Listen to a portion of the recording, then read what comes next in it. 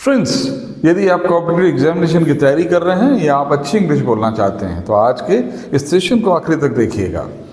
देखिए, हम आज आपको पढ़ाने जा रहे हैं कंजंक्शंस।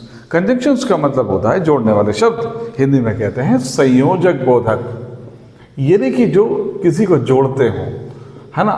तो इस संयोजक बोधक शब्दों को, कंजंक्शंस को कैसे यूज करते हैं आप समझिए। पेयर कंजंक्शंस सबसे पहले मैं पढ़ाता हूं आपको though, THOUGH। Though is always followed by yet, not by but. हमेशा ध्यान रखिएगा, इसके बाद बट का यूज कभी नहीं होता दो के बाद। और दो का मतलब होता है हालांकि, यद्यपि। अगर आप हालांकि या यद्यपि बोल रहे हैं तो आप समझें कि आप दो बातों में विरोध की बात कर रहे हैं, विरोधाभास है दोनों बातों में। जैसा अगर हम कहें कि दो ही इज रिच, हालांकि वो अमीर है, दो he is rich yet he is not happy. हालांकि वो अमीर है लेकिन वो खुश नहीं है। देखो, ऐसा कहा जाता है कि मनी ब्रिंग्स हैप्पीनेस, पैसा ही खुशियों को लाता है, लेकिन यहाँ पर ऐसा है कि वो अमीर है लेकिन वो खुश नहीं है। दो he is rich yet he is not happy. आपकी इच्छा होगी बट लगाने की, लेकिन अगर आप लगाते हैं तो ग्रामेटिकली रॉन्ग हो जाते हैं। देखिए, हम आगे पढ़ाते हैं दो, THOUGH। अब हम पढ़ते हैं लेस्ट। लेस्ट के हमेशा बाद आप याद रखें शुड होता है। लेस्ट का मतलब होता है कहीं ऐसा ना हो, कहीं ऐसा ना हो। देखिए, अगर मुझे कहना है कि टेक डाउन माई नंबर, मेरा नंबर लिख लो, टेक डाउन माई नंबर। लेस्ट कहीं ऐसा ना हो, यू शुड फॉरगेट, तुम भूल जाओ, है ना। देखिए, ग्रामेटिकली आपको ध्यान रखना है, lest is always followed by should, है ना। Though is always followed by yet, though is lest is always followed by should. तो हमेशा याद रखें, take down number lest you should forget. तो आप समझिए, थर्ड को हम लिख रहे हैं whether is always followed by or. Hindi में अपन कहते हैं जब कोई उलझन हो, हिंदी में कह सकते हैं इसको चाहे या। लेकिन जब कोई उलझन होती है ना तो हम वेदर का यूज़ करते हैं।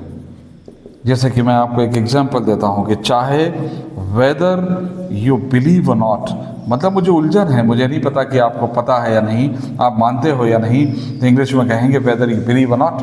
अब मैं कहूँ चाहे तुम लाइक करते हो या नहीं करते हो, whether you like it or not, whether is always followed by और।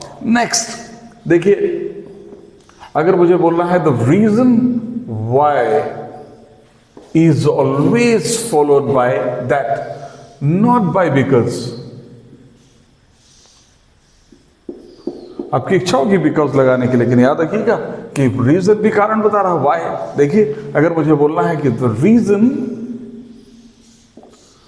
Y I could not attend the class,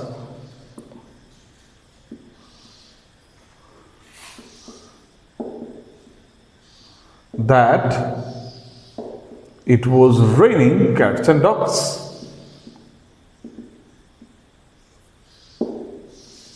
cats and dogs। अब देखिए, अगर मुझे बोलना है कि हम ये कहना चाह रहे हैं कि ये कारण क्या था कि मैं क्लास अटेंड नहीं कर पाया, क्योंकि बारिश हो रही थी, क्योंकि हम लोग बिकॉज बोलते हैं, लेकिन the reason why is always followed by that. अगर यहाँ बिकॉज लिखा होता तो ये एरर होती।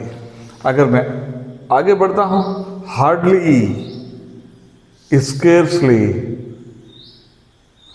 Is always followed by when, not by then. Hindi में अपन कहते हैं भी न था। ध्यान देना आप, भी न था। जैसा मुझे बोलना है hardly had I slept, hardly had I slept, अभी मैं सोया भी नहीं था। When I heard a noise, when I heard a noise, अभी मैं सोया नहीं था कि मैंने एक आवाज़ सुनी। तो hardly is always followed by when. देखिए, अब हार्डली है, नेगेटिव एडवर्ब है, तो इसलिए हेल्पिंग वर्ब आगे आई है।